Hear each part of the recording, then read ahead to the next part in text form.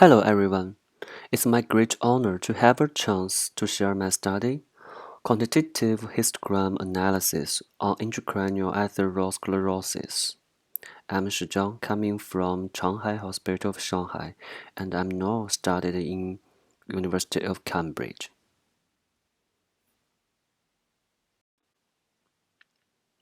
Intracranial atherosclerosis is one of the main causes of stroke, and high-resolution MRI provides useful information related to the risk of ischemic events.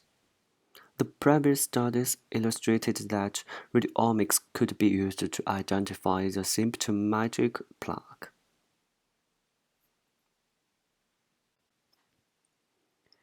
And histogram is the first order of radiomics.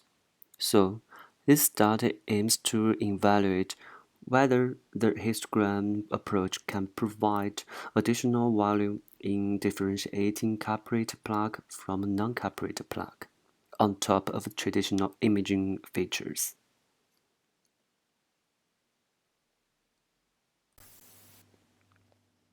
Study population: 190 patients with intracranial artery stenosis underwent intracranial hrMRI, and they were divided into two groups.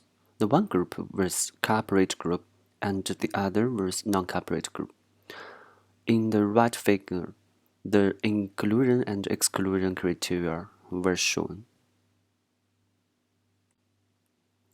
This is the MR acquisition, and we used the 2D scan.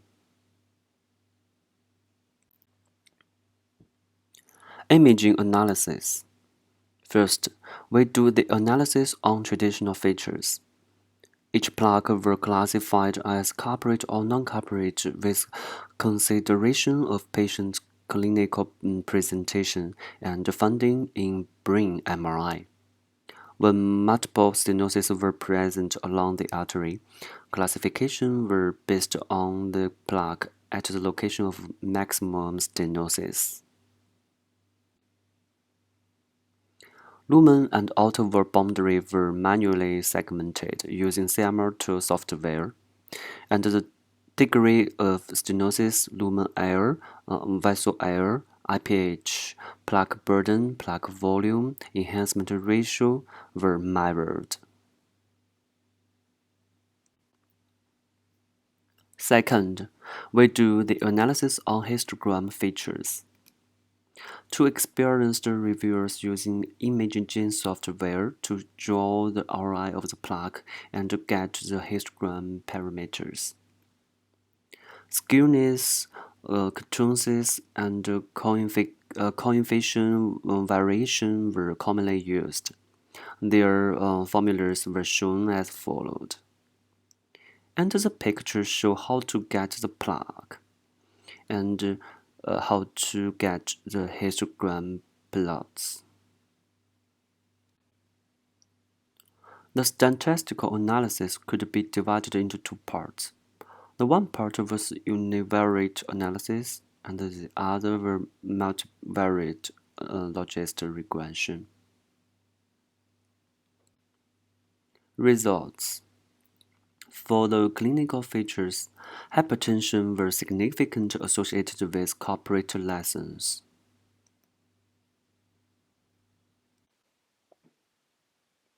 hrMRI identified that IPH, minimal lumen area, and plaque burden were associated with corporate plaque at the middle cerebral artery.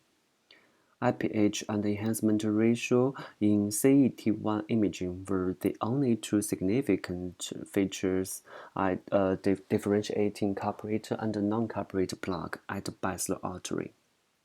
When data from MC and BA were pulled, it showed that three hrMRI characteristics, IPH, MRA, and plaque burden, were associated with plaque type. For the histogram analysis, standard deviation, maximum value, and CV were significantly different between corporate and non-corporate lesions in the MC on T1 images. However, no significant difference were observed in both T2W and CT1W imaging. Similarly, minimum value and CV were associated with plaque type in the BA on T1 images, whereas no significant difference were found in features on T2W and CT1 images. Multiple logistic regression analyses show that IPH, MRA, and coefficient variation were three significant features associated with plaque type in the MCA.